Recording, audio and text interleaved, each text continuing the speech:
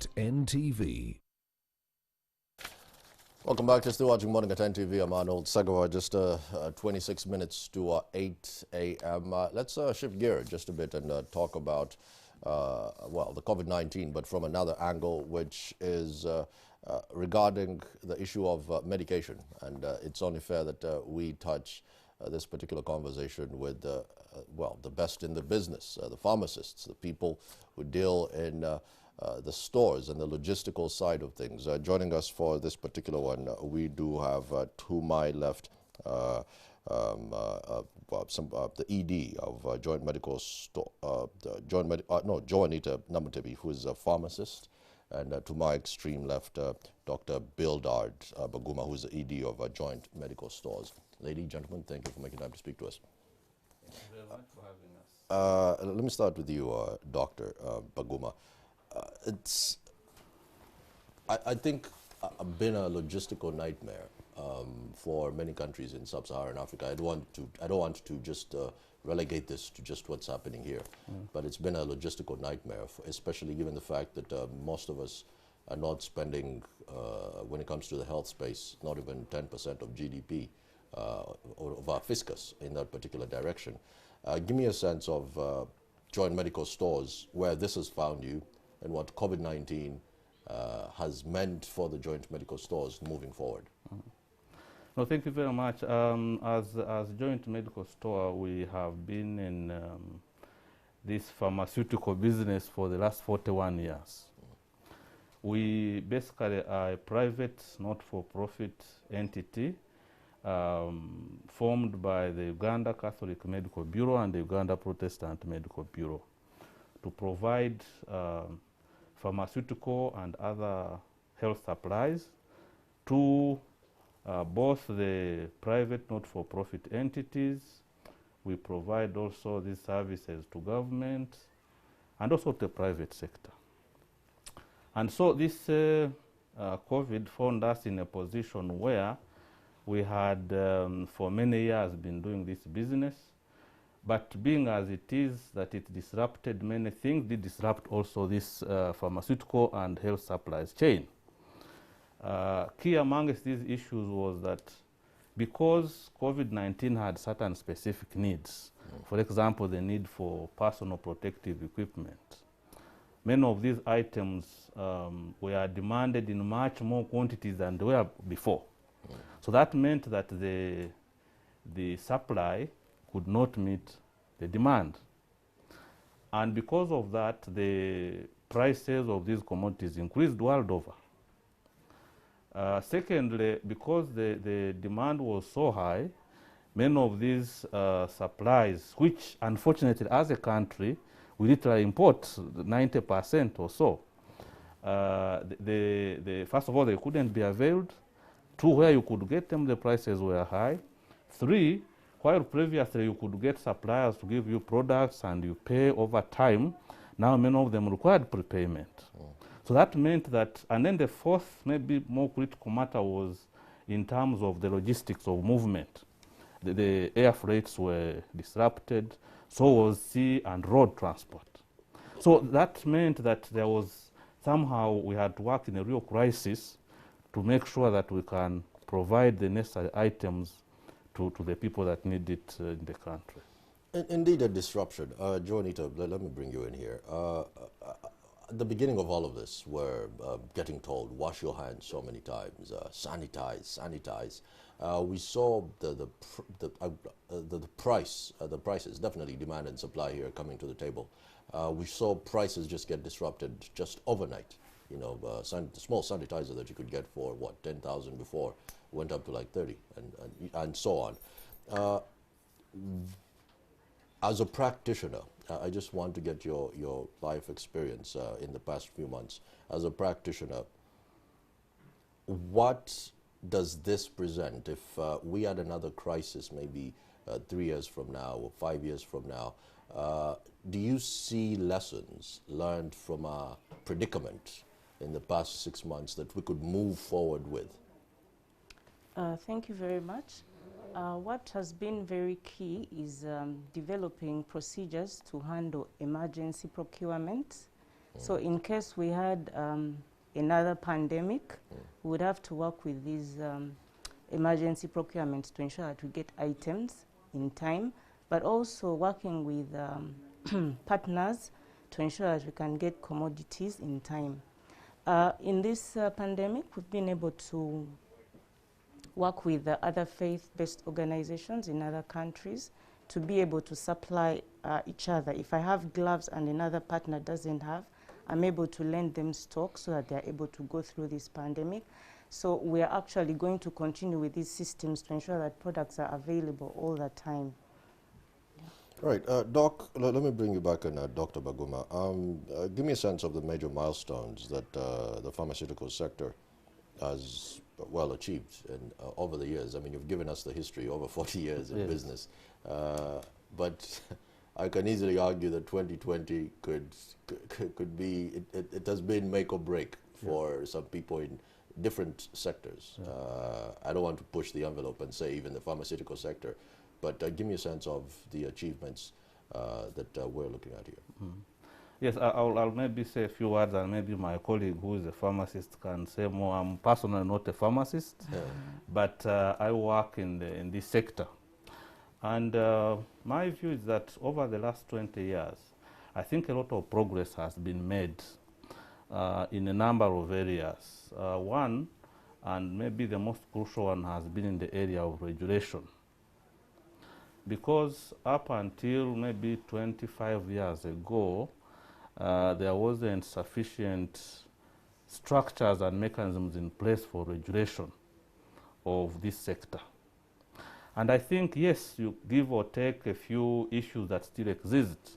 I think a lot of work has been done in terms of strengthening the regulation to make sure that actors within the sector are actually regulated and work within a certain framework which is known. So I think for me, the National Drug Authority, its formation and the work they have done over time has really created a much, much better environment.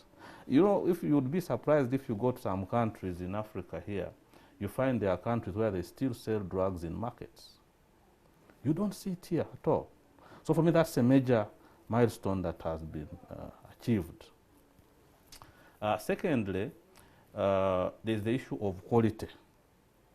And it's maybe in a way related to regulation, but the issue of quality of products, especially pharmaceutical products that come into the market.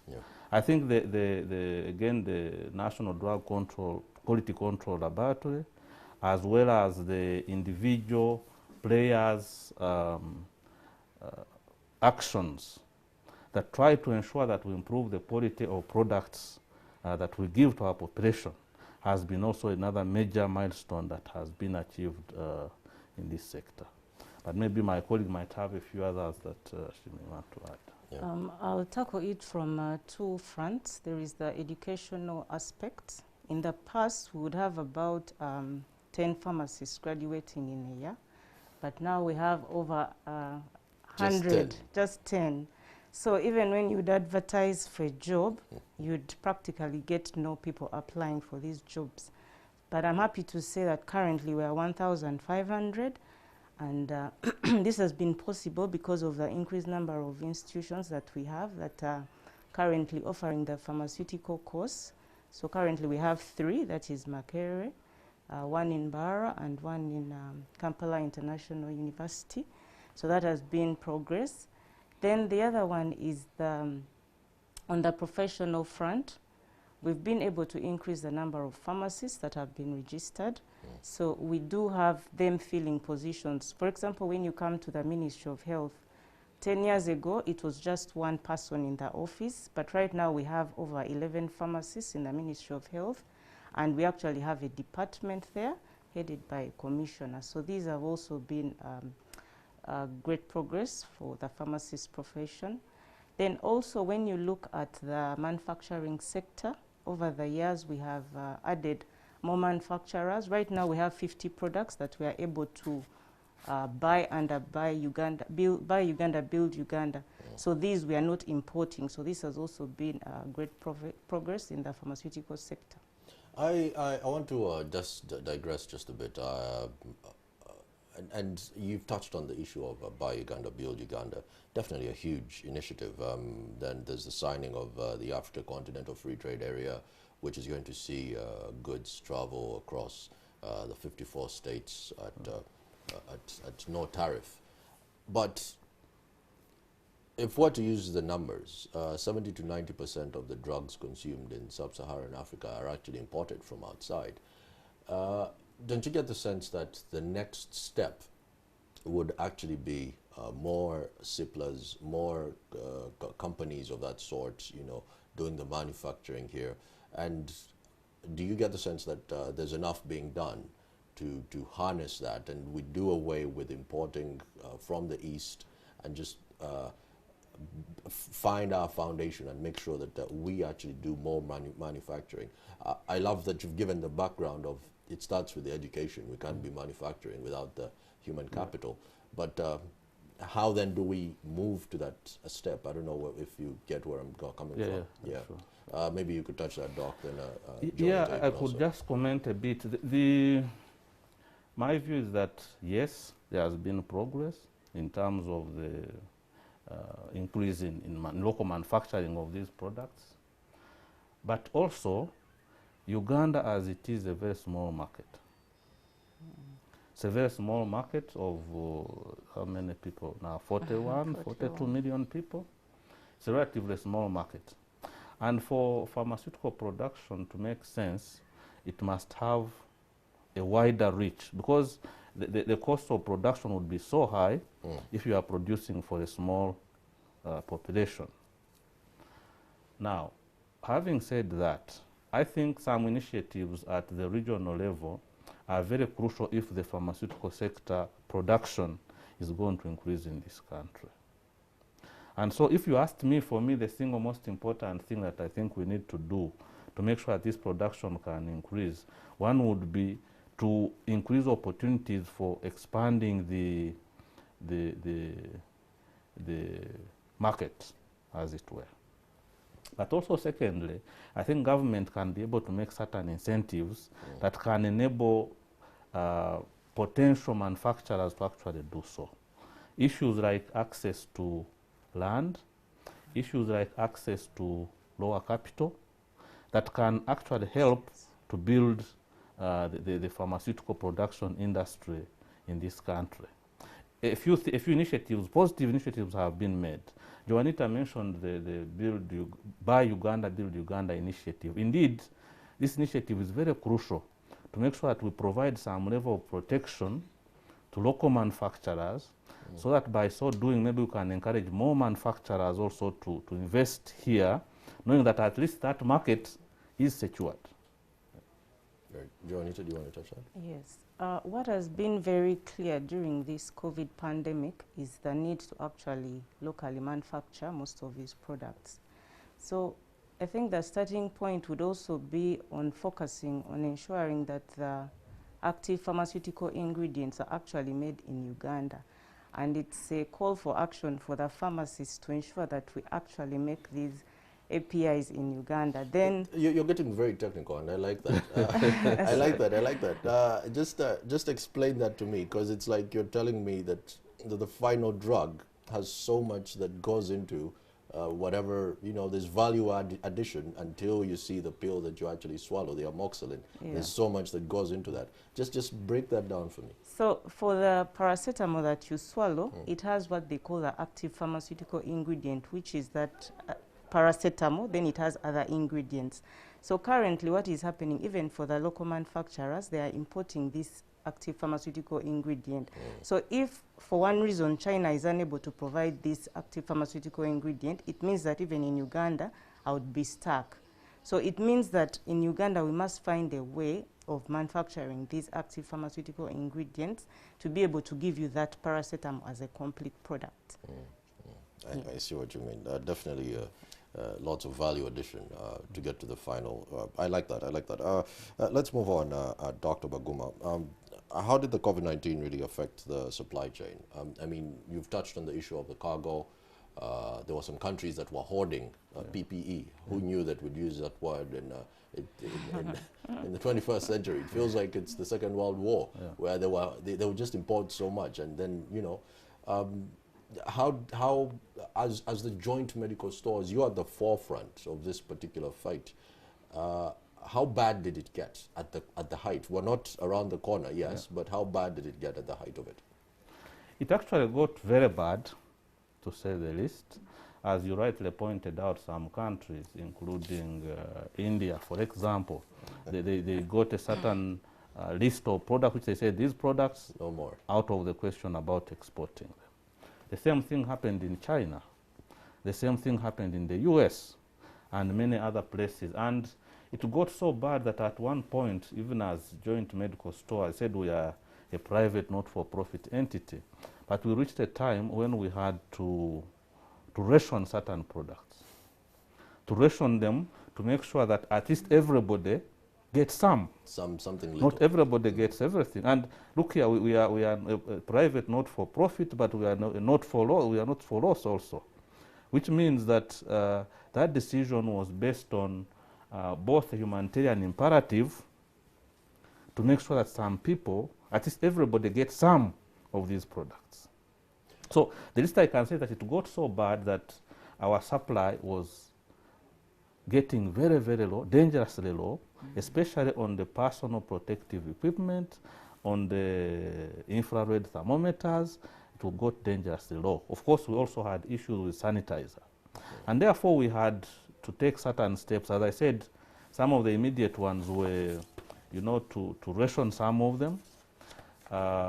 Also, as joint medical store, and also other people, we decided to start doing production of certain products. For us, we started producing sanitizer. Now we produce a sanitizer which is on the market called Clean Safe, and that was prompted by the inability to meet the demand for the sanitizer that was in the country. I know a number of entities started producing masks and other things. But the other key thing I think which was crucial for us was that having been in this business for a long time, we had also built a lot of partnerships, both within the country, in the region, and also internationally. Juanita did mention something about our cooperation with other like-minded entities in the region. We have an East African pooled procurement mechanism, which we are part of as joint medical store, including our colleagues in Kenya, our colleagues in Tanzania and Rwanda. And we have this pooled procurement initiative in which we try to reach out to big manufacturers to get products at a lower cost, and also have arrangements for a longer period of time that enable us to get products into the country. So that again helped because, first of all, we had things in the pipeline, but also we had those arrangements that could help us to do that. It also helps if during the negotiations, it's not just Joint Medical Stores Uganda negotiating with a huge GSK or a huge Pfizer, alone. It helps if you're negotiating, let's say, as an EAC block body. Yeah. Yes. And it also touches on what I was saying earlier, because you are now dealing with more quantities, so you can benefit from the economies of scale. Right.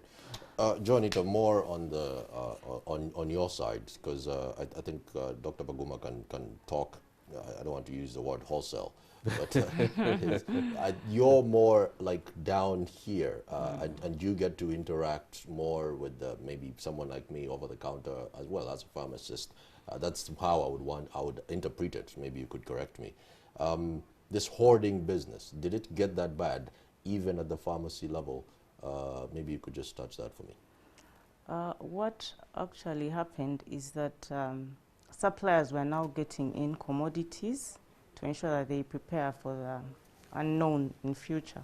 So they would actually hoard commodities and increase prices and ensure that we get as much as we can in these products that we have. So what we did as joint medical store, we had to increase what we were stocking to ensure that we have enough stock to take us through that period. Right. Let's move on. If we were to look at silver linings, because I mean, now Joint Medical Stores also has a sanitizer. Maybe I believe in silver linings because thanks to this particular tragic event that happened, and people are hoarding their sanitizers, and you cannot import anymore. Cargo planes are also coming in very, very thriftily. You will push to the edge and then you do something. And just give me a sense of some more opportunities or some more silver linings that have come out of this particular predicament. Yeah, I could mention a few. I think, as you rightly said, I think there is a sense in which, generally as a country, we have made some advances in terms of import substitution. For me, that's a major thing. That actually we are able to produce a number of things here locally, which we had no reason not produced before. Now, secondly, the other crucial thing for me has been the increased use of technology. Because Joint Medical Store, like everybody else, was forced to look more towards ways through which you can actually be able to deliver the service when you could not move as much as you were able to before, when you could not, when your customers could not move as easily as they could move before. And so we have always had an enterprise resource software, what they call ERP. That's really a software for delivering the service that we do. Right. And that software has capabilities for business to business. In other words, we can be able to receive orders from our customers online, be able to process them and deliver them to the customers. So we have seen an increased use of that, which for me is a positive thing because it's more efficient for everybody and it can deliver the service faster than you otherwise would. So I think that has been a major thing. The third one, and which I want to end with, is learning to work more flexibly. Because it meant that the 200 or 300 workers we have to be on site all the time. Today, less than maybe 30% are there at any one time, and work still continues. So that I think has been a lesson that we have learned and a new way of working that we think can be, taken forward even after the pandemic. Maybe the other thing that we could touch on is the health financing. It's quite an elephant in the room. Well, many countries across our dear continent don't have access to free healthcare. Well, for reasons here and there, but what do you think can be done? Maybe I will start with you, Johnita, then Dr. Baguma, you also touched this. What can be done to make sure the universal health financing, universal health is first of all rolled out, then maybe subsequent to that is maybe some health financing, because let's face it, the state can only go so far. You're not going to go for chemo for 10 years and the state is covering all of that. So yeah, well, we could just start with the universal healthcare. What do you think can be some of the innovations here and there to touch this? I think the health insurance needs to be implemented throughout the country to ensure that people can access health care at affordable price. If all of us contributed a certain amount of money, it would subsidize for another person to be able to access. So I think health insurance is the way to go. Dr. Baguma? No, I can't agree more. Yes, government can try. Indeed, government is trying and doing a fairly good job within the limitations, the financing limitations. But there's nowhere in the world where government alone can finance health care for the whole population. So the issue of health insurance is a key matter that would be the only, the panacea, as it were, to the problems that we have in terms of health financing. But even before we get to the universal health insurance that we are looking for, we have seen steps that have been taken, even at a local level, to do what they call community health insurance schemes, in which a small community contributes some little money, and whoever gets sick within a certain limitation can actually get care. So for me, my view would be that maybe government and the policy makers in the ministry should encourage community health insurance schemes that first of all lay a foundation for a national health insurance. For you and me who are employed, it is easy to get, get some money and pay it and get health insurance. For a local person, it's different. And so for me, I think building a national health insurance scheme through a grassroots community insurance mechanism may be the best way to move forward with health financing. Then again, that leads me to our final question, which is really sitting on the fence of affordability and quality. Because, yes, I really appreciate what you bring to the table, which is the community health financing. It is affordable. It's a very, very good start. But then someone else who might be opposed to that then would argue, what is the quality there that comes to the table? So maybe the two of you could just touch this as we do wrap up. Juanita, you first. I think the quality has to be embedded in the whole process, right from the sourcing. The suppliers need to be pre-qualified to ensure that we get good quality products. So if we have the health insurance, I believe we shall be buying in bulk, and products will be affordable but of good quality, because we've done pre-qualification of the suppliers. When products get here, they're actually tested and availed to the customers through proper channels, and they get the quality products. Okay. Doctor? Yeah, I want to talk about this matter from the joint medical store perspective. We, as I've said again and again, we are a private, not-for-profit entity. And therefore, one would expect that, what we do, we try to do as much as possible to make sure that we can provide a product to our customers of the highest quality, but also affordable to them. And this sometimes appears like a conflicting interest. But we believe that we should not necessarily provide the cheapest product. We think we should provide the most cost-effective and cost-efficient product and service to our customers. And in order to do that, for us, we have set out to say that for us, quality is the most important. Yes, we know that the National Drug Authority does quality control tests on all products that come into the country, especially pharmaceutical products. That is done. In addition to that, as joint medical store, we also have our own in-house quality assurance mechanism to make sure that when we are going to get a product, let's assume we are importing this product, we have done an inspection of where the product is produced from. We ensure that the product is transported and brought into the country in the right conditions. We ensure that where we keep it in our warehouses here, they are pharmaceutical warehouses. They are custom-made warehouses for medicine, let me put it that way. And that in there we monitor temperature, we make sure they are kept in the right conditions. And then we also make sure that we test every batch that comes in and assure ourselves that the product we are giving is of the right quality. And then also we make sure that while we transport it in the right conditions. So that means we are sure that the product we supply as joint medical store is of the right quality.